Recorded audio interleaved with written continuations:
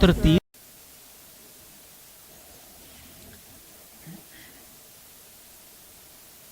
ई रूपी जैसे एक उत्कृष्ट पहल को देश को समर्पित करने के लिए माननीय प्रधानमंत्री जी को बहुत बहुत धन्यवाद।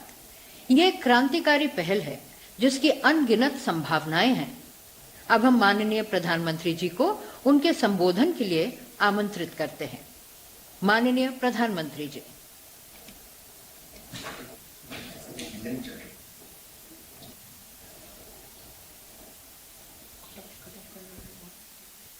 नमस्कार। इस महत्वपूर्ण कार्यक्रम में देश भर से जुड़े सभी राज्यपाल महोदय, लेफ्टिनेंट गवर्नर्स, केंद्रीय मंत्रिमंडल के मेरे साथीगण, रिजर्व बैंक के गवर्नर, राज्यों के मुख्य सचिव, अलग अलग इंडस्ट्री एसोसिएशन से जुड़े साथीगण, स्टार्टअप, फिनटेक की दुनिया से जुड़े मेरे युवा साथी, बैंकों के वरिष्ठ अधिकारीगण और मेरे प्यारे भाइयों और बहनों, आज देश डिजिटल गवर्नेंस को एक नया आयाम दे रहा है। ई रूपी वाउचर देश में डिजिटल ट्रांजैक्शन को, डीबीटी को और प्रभावी बनाने में बहुत बड़ी भूमिका निभाने वाला है। इससे टारगेटेड, ट्रांसपेरेंट और लीकेज फ्री डिलीवरी में सभी को बड़ी मदद मिलेगी। 21वीं सदी का भारत आज कैसे आधुनिक टेक्नोलॉजी की मदद से आगे बढ़ रहा है, टेक्नोलॉजी को लोगों के जीवन में जोड़ रहा है, ई रूपी उसका भी एक प्रतीक है। और मुझे खुशी है कि ये शुरुआत उस समय हो रही है जब देश आजादी के 75 वर्ष पर अमृत महोत्सव मना रहा है। और ऐसे समय में देश ने फ्यूचरिस्टिक रिफॉर्म का एक और अहम कदम बढ़ाया है। साथियों, सरकार ही नहीं, अगर कोई सामान्य संस्था या संगठन किसी के इलाज में, किसी की पढ़ाई में या दूसरे काम के लिए कोई मदद करना चाहता है तो वो कैश के बजाय ई रूपी दे पाएगा। इससे सुनिश्चित होगा कि उसके द्वारा दिया गया धन उसी काम में लगा है जिसके लिए वो राशि दी गई है। अभी शुरुआती चरण में ये योजना देश के हेल्थ सेक्टर से जुड़े बेनिफिट्स पर लागू की जा रही है। मान लीजिए कोई ऑर्गेनाइजेशन सेवा भाव से भारत सरकार के द्वारा जो मुफ्त वैक्सीन दी जा रही है उसका लाभ लेना नहीं चाहता है, लेकिन जो प्राइवेट अस्पतालों में जहां कुछ कीमत देकर के वैक्सीन चल रही है उसमें भेजना चाहता है। अगर वो 100 गरीबों को वैक्सीन लगवाने की उसकी इच्छा है तो वो उन 100 गरीबों को ई रूपी वाउचर दे सकता है। ई रूपी वाउचर ये सुनिश्चित करेगा कि उसका इस्तेमाल वैक्सीन लगवाने में ही हो, किसी और काम में नहीं। समय के साथ इसमें और भी चीजें जुड़ती चली जाएगी। जैसे कोई किसी के इलाज पर खर्च करना चाहता है, कोई टीबी के मरीज को सही दवाओं और भोजन के लिए आर्थिक मदद देना चाहता है, या फिर बच्चों को, गर्भवती महिलाओं को भोजन और पर्यावरण से जुड़ी दूसरी सुविधाएं पहुंचाना चाहता है, तो ई रूपी उनके लिए बहुत मददगार साबित होगा। यानी ई रूपी एक तरह से पर्सन के साथ साथ पर्पज स्पेसिफिक भी है। जिस मकसद से कोई मदद या कोई बेनिफिट दिया जा रहा है वो उसी के लिए प्रयोग होगा, ये ई रूपी सुनिश्चित करने वाला है।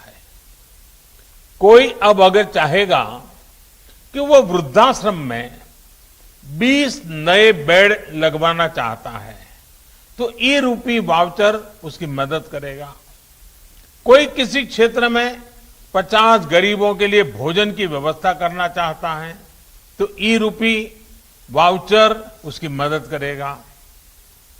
अगर कोई गौशाला में चारे की व्यवस्था करना चाहता है तो ई रूपी वाउचर उसकी भी मदद करेगा। इसे अगर राष्ट्रीय परिप्रेक्ष्य में देखें तो अगर सरकार द्वारा किताबों के लिए पैसा भेजा गया है तो ई रूपी ये सुनिश्चित करेगा कि किताबें ही खरीदी जाएं। अगर यूनिफॉर्म के लिए पैसा भेजा है तो उससे यूनिफॉर्म ही खरीदी जाए। अगर सब्सिडाइज खाद के लिए मदद की है तो वो खाद खरीदने के लिए ही काम आए।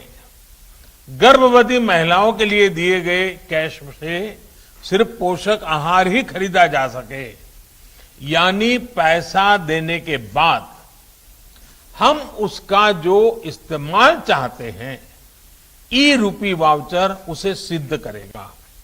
साथियों, पहले हमारे देश में कुछ लोग चाहते थे कि टेक्नोलॉजी, और वो कहते भी थे कि टेक्नोलॉजी तो केवल अमीरों की चीज है, भारत तो गरीब देश है, इसलिए भारत के लिए टेक्नोलॉजी का क्या काम। जब हमारी सरकार टेक्नोलॉजी को मिशन बनाने की बात करती थी तो बहुत से राजनेता, कुछ खास किस्म के एक्सपर्ट्स उस पर सवाल खड़ा करते थे। लेकिन आज देश ने उन लोगों की सोच को नकारा भी है और गलत भी साबित किया है। आज देश की सोच अलग है, नई है। आज हम टेक्नोलॉजी को गरीबों की मदद के, उनकी प्रगति के एक टूल के रूप में देख रहे हैं। आज दुनिया देख रही है कैसे भारत में टेक्नोलॉजी पारदर्शिता और ईमानदारी ला रही है, कैसे टेक्नोलॉजी नए अवसरों को पैदा करने में, उन्हें गरीबों को सुलभ बनाने का काम कर रही है, और कैसे टेक्नोलॉजी सरकार और लाल फीताशाही पर सामान्य मानवीय की निर्भरता को कम कर रही है।